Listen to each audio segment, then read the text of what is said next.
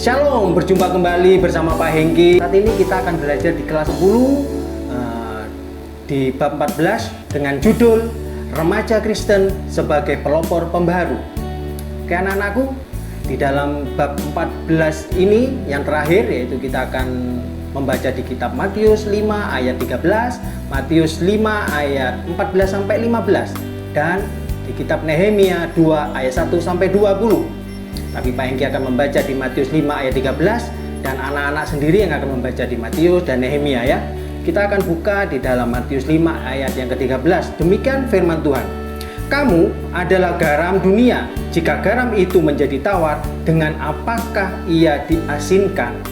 Tidak ada lagi gunanya selain dibuang dan diinjak orang.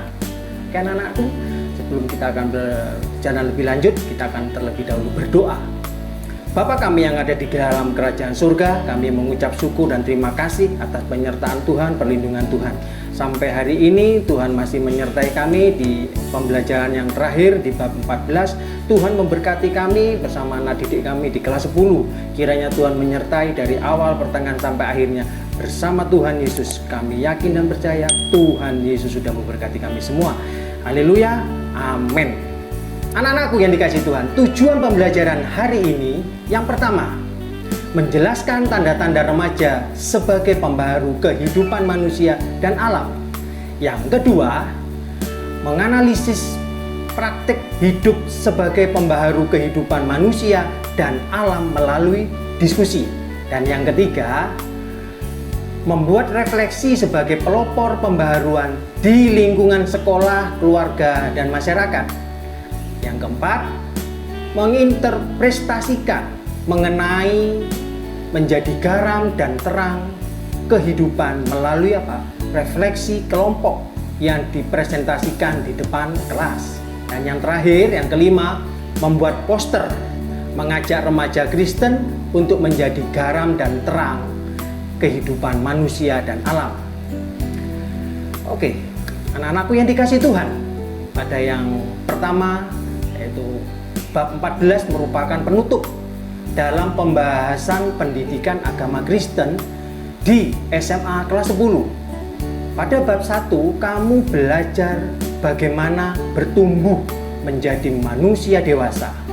Pada bab 14 sebagai bukti bahwa kamu harus bertumbuh menjadi kedewasaan adalah kamu mampu untuk mengerti bahwa kamu dipanggil oleh Yesus untuk menjadi garam dan terang kehidupan dan mewujudkan panggilan itu dalam praktek kehidupan. Sebagai makhluk mulia ciptaan Allah, kamu dianugerahi kehidupan supaya kamu memakai kehidupan itu untuk memuliakan Tuhan dan melayani Tuhan serta ciptaannya, termasuk sesama manusia dan alam. Anak-anakku yang dikasihi Tuhan Yesus, dalam rangka memotivasi dirimu menjadi pembaharu kehidupan, penulis mengangkat cerita tentang Nabi Nehemia yang membangun kembali tembok Yerusalem untuk mengupayakan pembaharuan bagi bangsa Israel yang pada waktu itu telah tercerai-berai dalam pembuangan. Nehemia mampu melakukannya karena dia yakin Allah menolongnya mewujudkan pembaharuan itu.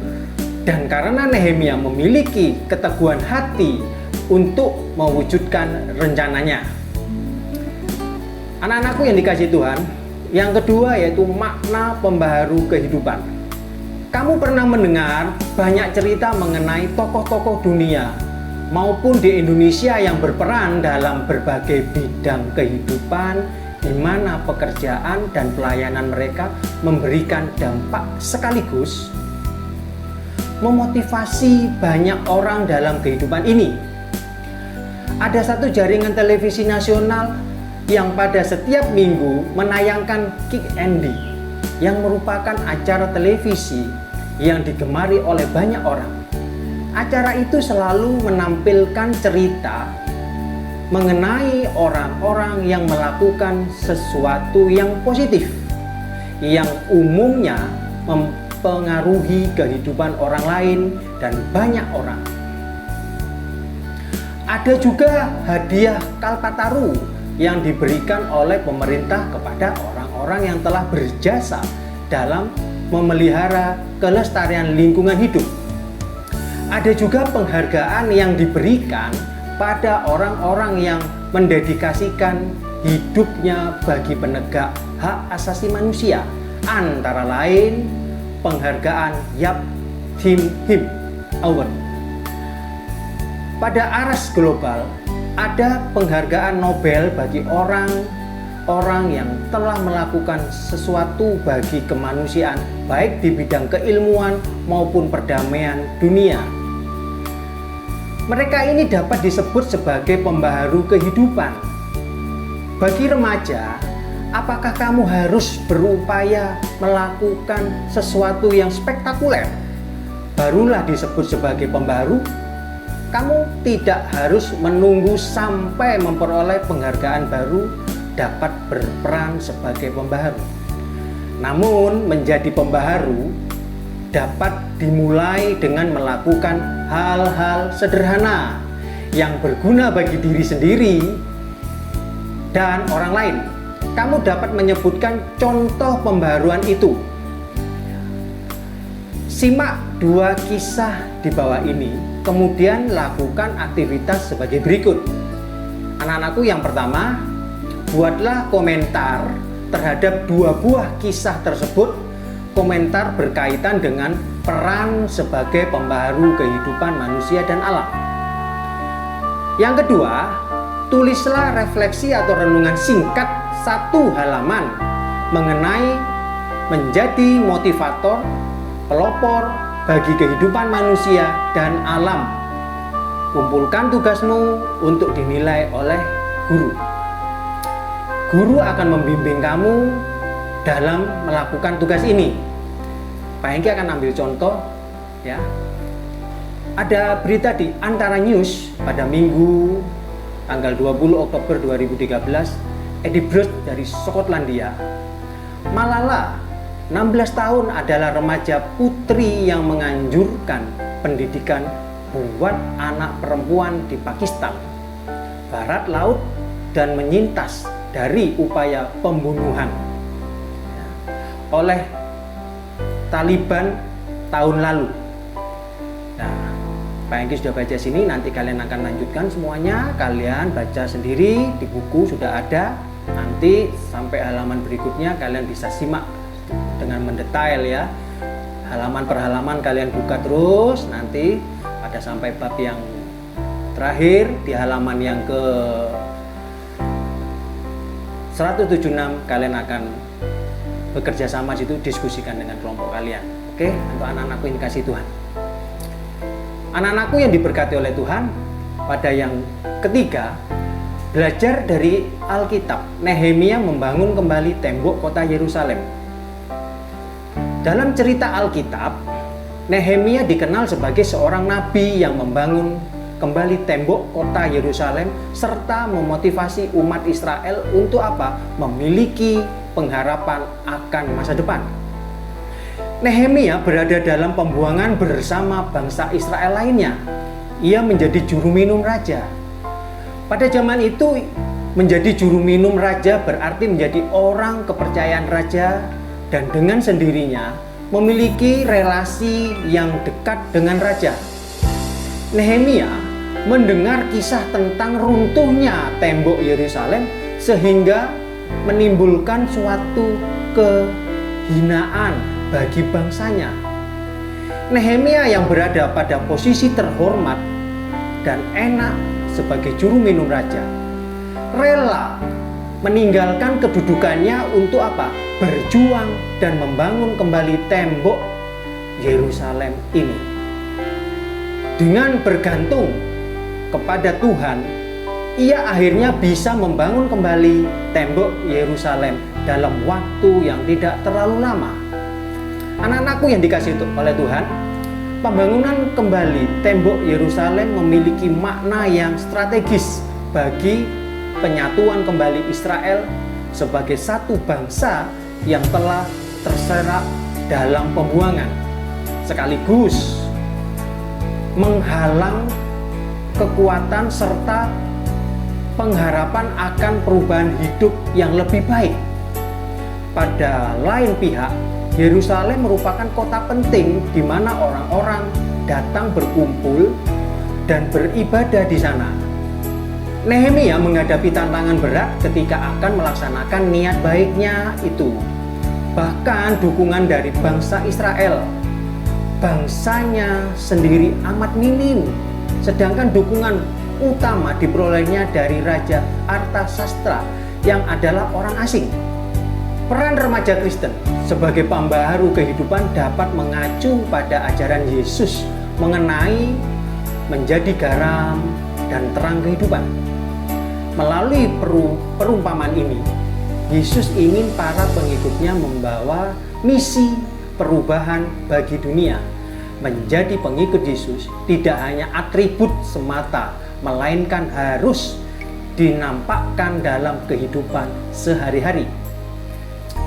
Anak-anakku, yang keempat yaitu kita membahas menjadi garam dan terang kehidupan.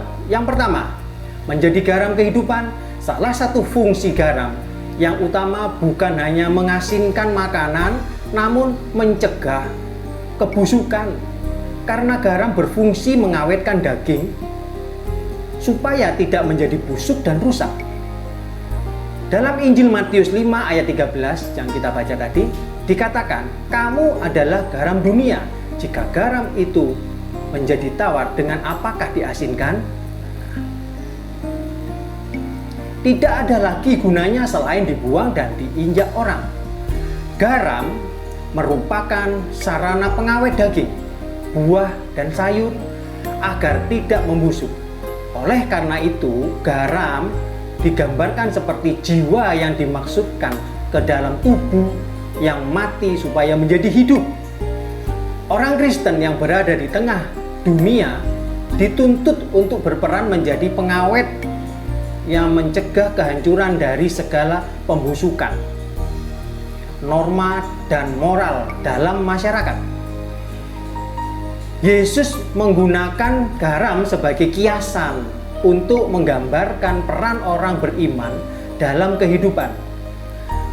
Garam adalah zat yang amat dibutuhkan oleh manusia dan dikenal oleh manusia dalam berbagai kalangan. Karena itu, kiasan ini dapat dipahami dengan mudah oleh setiap orang. Menjadi garam kehidupan berarti berperan aktif sebagai pembawa perubahan bagi orang lain atau menjadi agen perubahan sekaligus turut memperbarui orang lain untuk tidak melakukan tindakan yang menyimpang dari norma, etika, moral dalam masyarakat. Misalnya, kebiasaan menyontek, merokok, menggunakan obat terlarang, tidak toleran terhadap sesama, bolos sekolah, tawuran, tidak peduli terhadap kebersihan dan keselamatan lingkungan dan alam serta berbagai perbuatan menyimpang lainnya. Anak-anakku yang dikasihi Tuhan, menjadi garam kehidupan berarti turut memberi warna bagi kehidupan di sekitarnya. Contoh, makanan tanpa garam akan menjadi hambar. Sikap orang Kristen berpadanan dengan fungsi garam tersebut, yaitu menyedapkan dan memberi rasa dalam kehidupan. Orang Kristen menjadi makna baru kepada kehidupan manusia yang penuh ketegangan. Tidak ada sukacita, permusuhan, fitnah, dengki. Dalam situasi seperti itu, orang Kristen bisa memberi warna ketenangan, sukacita, solidaritas, cinta kasih, dan damai sejahtera. Jadi, sebagai garam dunia, kamu dapat menunjukkan kepada dunia di sekitar dengan menjadi berkat dalam perkataan, tindakan, dan perbuatan yang memberikan dampak positif di mana saja kamu berada. Yang kedua, menjadi terang kehidupan. Anak-anak pasti sudah baca di dalam Matius 5 ayat 14-15. Kamu adalah terang dunia. Kota yang terletak di atas gunung tidak mungkin tersembunyi. Lagi pula, orang tidak menyalakan pelita lalu meletakkannya di bawah gantang, melainkan di atas kaki dian sehingga menerangi semua orang di dalam rumah itu. Ingat ya, terang akan menyinari semua sudut ruangan. Terang itu menyinari semua sudut kehidupan yang gelap. Terang itu terlihat dengan jelas dan memberi dampak positif bagi segala sesuatu yang berada di sekitarnya. Sikap dan perbuatan sebagai pengikut Kristus tidak bisa dilihat hanya di dalam gereja. Ya, tidak hanya di dalam gereja saja dengan segala bentuk ibadah dan kegiatan gerejawi. Namun, kamu perlu apa? Melakukan karya nyata bagi sesama manusia dan alam. Anak-anakku, terang yang bercahaya biasanya membimbing orang untuk mencapai tujuan, sekaligus menunjukkan jalan bagi mereka yang tersesat, menjadi penolong bagi mereka yang berada dalam kegelapan. Jika kamu adalah terang dunia, maka seluruh pikiran, perkataan, serta perbuatan kamu merupakan contoh bagi orang lain di sekitar kamu. Tutur kata yang santun dan lemah lembut, pikiran positif terhadap orang lain, solidaritas terhadap sesama tanpa memandang berbagai perbedaan suku, budaya, daerah, agama, maupun status sosial. Ini inisiatif kamu menjaga alam dan lingkungan hidup dapat dijadikan contoh dan teladan yang baik bagi orang lain. Yang kelima, indikator sebagai pembaharu kehidupan manusia dan alam. Anak-anakku, setelah mempelajari kisah Nabi Nehemia dan penjelasan tentang bagaimana menjadi garam dan terang kehidupan, kamu diminta menuliskan indikator atau tanda-tanda sebagai pembaharu kehidupan, dan apakah kamu memiliki tanda-tanda itu ataukah belum? Jika belum, apa rencana atau tindakan kamu dalam rangka membentuk serta mewujudkan diri sebagai pembaharu kehidupan bagi sesama dan alam? Sebagaimana telah disebutkan sebelumnya, bahwa kamu tidak harus menunggu sampai menjadi orang terkenal ataupun tokoh yang terkenal barulah menjadi pembaharu. Kamu dapat memulainya dari hal-hal kecil. Misalnya, menolong orang lain dengan tulus, bersikap jujur, memiliki kesadaran untuk membuang sampah pada tempatnya, memilah sampah menurut jenisnya, menanam serta memelihara tanaman, mematikan lampu jika tidak dibutuhkan, mencabut stakler listrik jika tidak dibutuhkan, dan lain-lain. Anak-anakku, kalian diminta di sini untuk menyebutkan indikator sebagai pembaharu kehidupan manusia dan alam adalah sebagai berikut. Pak Hengki akan membantu ya. Yang pertama, menjelaskan tanda-tanda remaja sebagai pembaharu kehidupan manusia dan alam. Yang kedua, menganalisis praktek hidup sebagai pembaharu kehidupan manusia dan alam melalui diskusi. Yang ketiga, membuat refleksi sebagai pelopor pembaharuan di lingkungan sekolah, keluarga, dan masyarakat.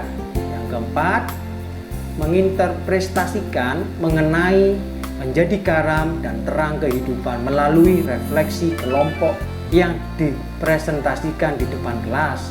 Yang kelima, membuat poster mengajak remaja Kristen untuk menjadi garam dan terang kehidupan manusia dan alam. Anak-anakku, jawaban dan tulisan mengenai apa yang dapat kamu lakukan supaya mewujudkan diri sebagai pembaharu kehidupan manusia dan alam dapat kamu tulis di kertas lain. Jika kamu menuliskan di buku ini, adik kamu ataupun orang lain tidak dapat menggunakan buku ini. Ya, oke anak-anakku, buatlah poster berupa ajakan bagi remaja Kristen untuk bersedia menjadi pembaharu kehidupan dan alam. Poster dapat dibuat di atas kain atau karton.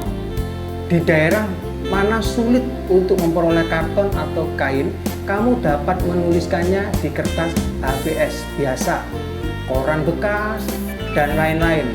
Kumpulkan untuk dinilai oleh guru dan kamu saling menilai hasil karya masing-masing.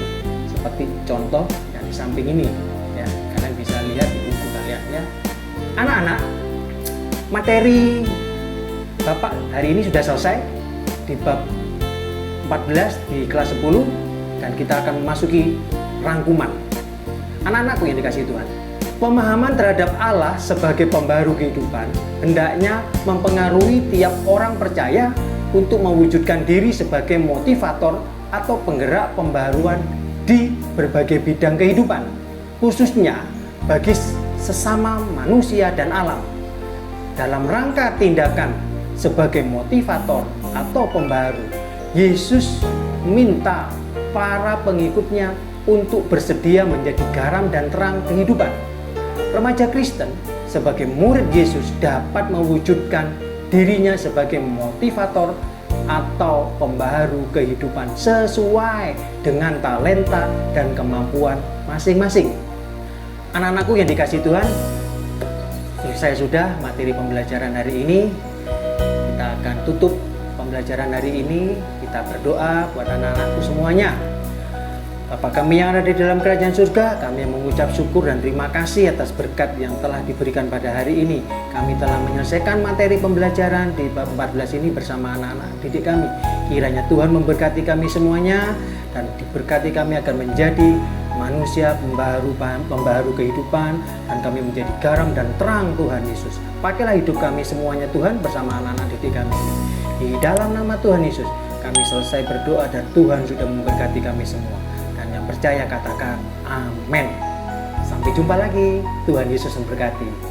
Haleluya.